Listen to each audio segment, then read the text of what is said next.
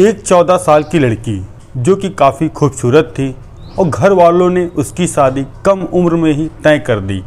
और जब शादी उसकी हुई महज 6 महीने के अंदर वह विधवा हो गई, क्योंकि उसके पति की मौत हो गई थी।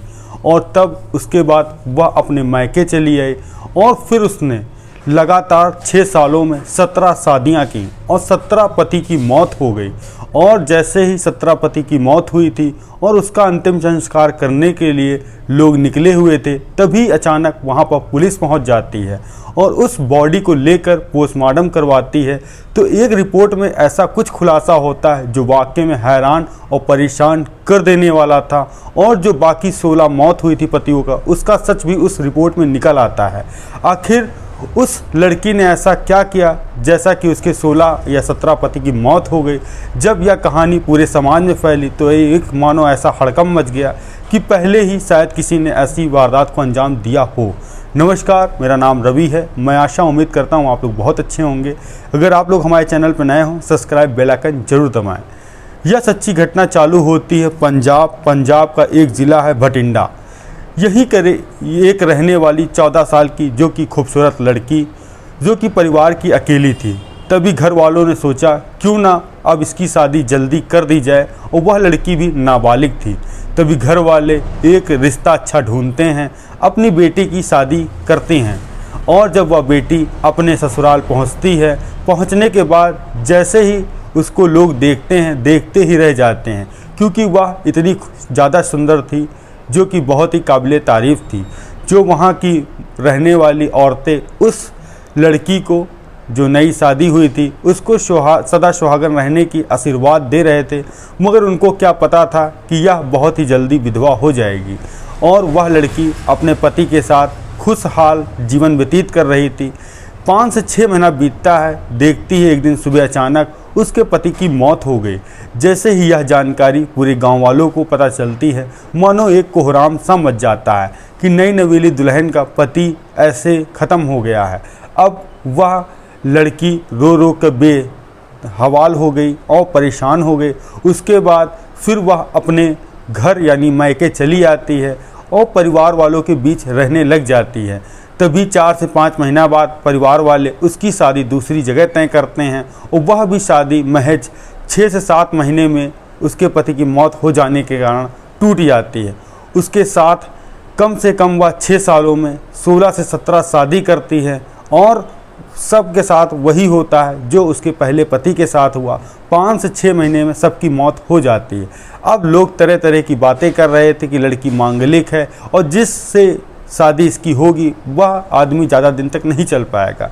तभी 17वें पति की शादी हुई और तभी एक युवक जाकर, जो कि पंजाब का ही रहने वाला था, वह थाने पहुंचता है और उस लड़की की पूरी सच्चाई बताता है कि साहब, मैं 5-6 सालों से एक चीज़ देख रहा हूं, जो यह लड़की है जिस व्यक्ति से शादी करती है उसकी मौत क्यों हो जाती है। पुलिस वाले भी हैरान थे और परेशान थे। तभी कहते हैं कि जब यह शादी करे तो हमें ज़रूर खबर कर देना और हम लोग इस पर नज़र रखेंगे। और तभी 6 साल बाद एक वह 17वीं शादी करती हैं और अब वह पति के साथ खुशहाल जीवन व्यतीत कर रही थी। करने के साथ साथ और जब एक दिन आता है और पता चलता है उसके 17वें पति का मौत हो गई है, मौत जैसे ही पता लगती है घर वालों के, तो वह भी वहाँ पहुँचते हैं और जो उसके आसपास के लोग थे उस मातम में पहुँचते हैं और उसको ढंढास लड़की को बंधा रहे थे कि बेटी, तुम्हारी ज़िंदगी बहुत ख़राब है, क्योंकि तुम्हारे साथ कोई पति जिंदा नहीं बचता है। और तभी वह उसका अंतिम संस्कार करने के लिए लोग उसकी बॉडी लेकर जा ही रहे थे, तभी अचानक वहां पर पुलिस आती है और उसकी बॉडी को पोस्टमार्टम कराया जाता है। और अब पुलिस वाले जांच कर रहे थे कि आखिर किसी ने कत्ल तो नहीं किया है या कोई लूटपाट तो घर पे नहीं हुई, मगर वहाँ पर कोई ऐसी वारदात नहीं दिखाई पड़ती है। और जब उसकी पत्नी से पूछताछ की जाती है तो वह कहती है कि सर, रात में हम लोगों ने साथ में खाना खाया और बातचीत की और सुबह मैंने देखा तो पति की मेरी मौत हो गई है। अब पुलिस वालों को कहीं ना कहीं शक लग रहा था, क्योंकि उनको मुखबिरी भी मिली थी कि कहीं ना कहीं यह लड़की या औरत है इस घटना में इन्वॉल्व ज़रूर है।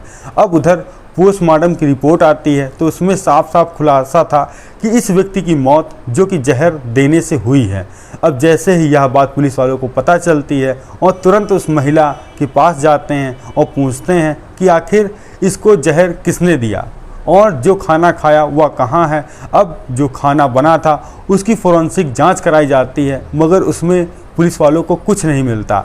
इसके बाद पुलिस के डॉग स्पॉट जो होती है वह पूरे घर की बारीकी से जांच करती है और तभी उनको एक कागज़ में जहर की पुड़िया मिलती है और वह औरत से पूछते हैं या कौन लेके आया तो वह कुछ नहीं बताती है और पुलिस वालों को गोल मोल जवाब दे रही थी। तो पुलिस वालों ने उसको कस्टडी में लेकर थाने आते हैं।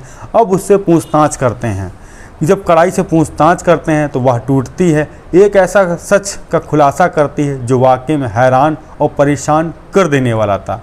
कहती है, सर आज से 6 साल पहले जो कि मैं अपने परिवार के साथ रहती थी और जो कि मेरा स्कूल में पढ़ते पढ़ते एक लड़के से प्रेम प्रसंग चल रहा था और जब इसकी जानकारी मेरे घर वालों को पता चली तो उन लोगों ने विरोध किया और मैंने घर वालों से कहा था कि मैं इससे शादी करूंगी और घर वालों ने मुझे मारा पीटा और जिसके बाद मेरी स्कूल की पढ़ाई बंद करा दिया। उसके बाद उन्होंने एक लड़के को देखकर मेरी शादी तय कर दी और जो कि अब मुझे सेक्स की कहीं लत पड़ गई थी और मुझे एक व्यक्ति के साथ ज़्यादा रहना नापसंद था।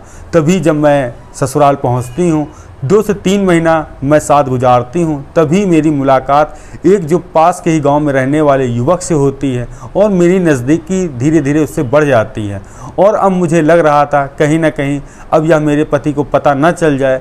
तभी मैंने दिमाग में एक ख्याल आया और मोबाइल से मैंने रिसर्च किया कि इस ढंग से कत्ल किया जाए जिससे मैं पकड़ी ना जाऊं और उसके बाद मैंने अपने पति को खाने में जहर देना स्टार्ट किया और जिसके कारण से 5 से 6 दिन में उसकी मौत हो गई। और जैसे ही मौत हुई और परिवार वालों को भी कुछ पता नहीं चला और मैंने उसका देह संस्कार करा दिया और जो सबूत था वह भी बिल्कुल मिट गया। इसी तरह मैंने 16 से 17 शादियां की और जो कि मेरे अंदर सेक्स के प्रति जागरूकता ज़्यादा थी और मुझे नए नए व्यक्तियों से सेक्स करने में मज़ा आता था। जैसे ही यह बात पुलिस वालों ने सुनी वह भी बिल्कुल हड़कंप में हो गए और हैरान हो गए और परेशान हो गए क्योंकि उन्होंने अपनी ज़िंदगी में ऐसा पहली बार मामला देखा था कि एक लड़की ने 6 साल में 17 शादी की और 17 अपने पतियों का कत्ल कर दिया।